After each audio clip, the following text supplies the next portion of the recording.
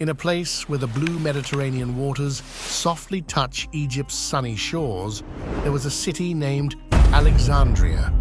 It was more than just a city. It was a bright light of learning and culture. This special city, created by the big dreams of Alexander the Great in 331 BC, was not just an ordinary place. It was famous for its wisdom. The most precious thing in this city was the Library of Alexandria. This library was not just a room full of scrolls. It was like a big sea filled with the thoughts and questions of people, showing how much humans love to learn. Alexander the Great started this dream, but it was Ptolemy Sota, his brave leader and the one who came after him, who made this dream come true. When Ptolemy became the leader in 323 BC, a new time began. He imagined the library as more than just a building with books. He saw it as a special place where smart and creative people from all around the world could meet and share their ideas. This library was amazing. It was known for its beautiful design and was a sign of the talent and creativity of those times. It had tall columns and a grand front part that made everyone think about the treasures inside. The library was part of a bigger place called the Museion, which was made to honor the Muses. It had an amazing number of scrolls, from 400,000 to 700,000, each one filled with knowledge and waiting to be read. This library was a place where different cultures and languages came together. Scholars from all over, speaking many different languages, met here. This was a place where important talks about things like philosophy, stars, math, and medicine happened, and these talks helped people know more than ever before. In this library, some of the smartest people from history spent their time. Euclid, known as the father of geometry, wrote his important book, Elements, around 300 BC here. Archimedes of Syracuse, who lived from 287 BC to 212 BC, came up with ideas and theories that were way ahead of his time. Herophilus, who was very brave, was one of the first to study the human body closely, which helped start the study of anatomy and physiology. The works they created were not just simple writings. They were like seeds planted in the ground of human thought, which later grew into the big tree of our modern world. The library was famous not just in Alexandria, but all over the world.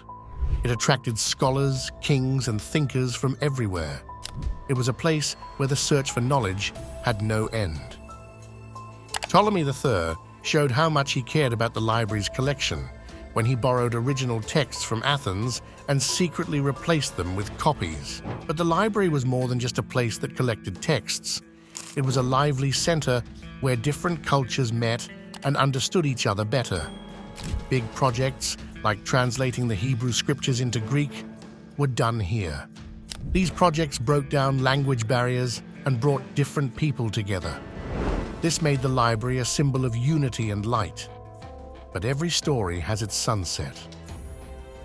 The library's decline was slow, like a light slowly dimming. The saddest part was during Julius Caesar's attack on Alexandria in 48 BC. It's said that a fire meant to stop the enemy ships spread to the library and destroyed many of its priceless scrolls. Even today, people are trying to piece together what really happened. Despite the brave efforts of those who came after, the best days of the Library of Alexandria were gone. More bad times came under the rule of Emperor Aurelian in the 3rd century AD and the decisions of Theophilus in 391 AD, each hurting this great place of knowledge. But not everything was lost. The library's spirit, its hunger for knowledge, and the legacy of the great people who were there lived on. The texts that survived lit the way for the future, starting a new time of learning and discovery. The story of the library, with its great start, its important role, and its sad end, keeps touching our hearts, making us want to learn more and take care of our rich history. Today, the spirit of the Library of Alexandria is still with us in the big libraries and digital collections we have.